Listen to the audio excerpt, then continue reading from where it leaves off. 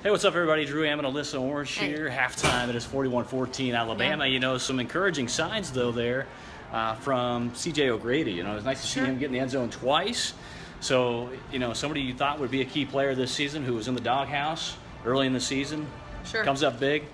2 touchdown catches in this one. Yeah, you know, I think it's huge. I tweeted about how important it is, and that shows why C.J. O'Grady or Cheyenne O'Grady needs to be in the game. And not only did he catch those 2 touchdowns, he had a couple catches as well throughout those drives that really kind of helped Arkansas with their field position. And he's definitely a guy who's been able to kind of get open. We were talking, there was that one play, I believe, in the first quarter where if he had only had one more blocker, I think he would have been able to score on that play. He had someone to his right but didn't have someone to his left. So it's a reason why C.J. O'Grady needs to be in the lineup. He brings a physicality to the passing game that I think that they need. In addition to that, I think we've seen a lot from Rakeem Boyd. We talked about it earlier in the week. I think it was huge for him to kind of have those runs that he did, even with a handoff or just a quick little pass from Ty Story, because we didn't see that last week against A&M. I think the thing that really bites right now is the 2 turnovers for Arkansas. It could easily be 41-21 right now. The big thing is on that, you know, you come into this football game and there are 2 really big concerns, in my opinion. Obviously, there's a lot of concerns when you look at Alabama, but 2 key ones in particular because they've really plagued Arkansas all year, stubbing your toe, you know, basically the turnovers. You only had 1 last week against Texas A&M. You got 2 in this game already.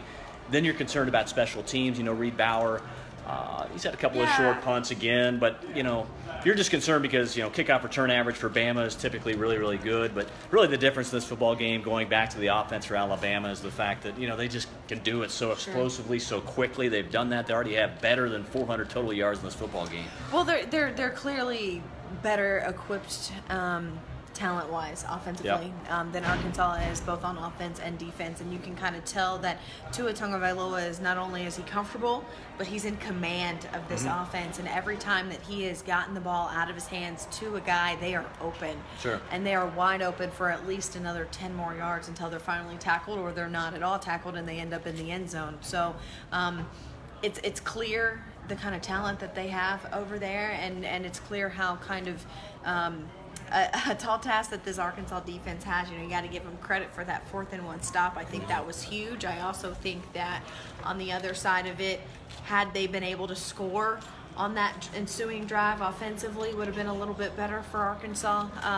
And given that defense a little bit of momentum, I think that it was a little rough that 3 plays later you're right back out there and they drive 100 yards and score on you again after you had just had that 4th and 1 stop. So you got to give them credit, though. These guys are playing really well. I haven't seen any heads hung low. I haven't seen any kind of form of give up at all. And you have to be impressed with the way that Arkansas is at least carrying themselves right now on an opponent that we all know is very much superior to them. They're trying to fight. They are. You know, and again, I think you have to look at the fact that Arkansas had just 11 first downs last week against A&M. They have 10 already in this football game. So at least something that looks like a boost in terms of moving the sticks. Yeah, absolutely. And I also want to point out, we talked about this yesterday, that this Alabama defense is only allowing teams to score on average 13 points against them. Arkansas already has 14 in the first half. So again, as we look at ways that Arkansas is continuing to improve, and no better way to measure yourself than against the #1 team in the country, right? You have already maximized and overperformed, I guess you could say, based on the stat line.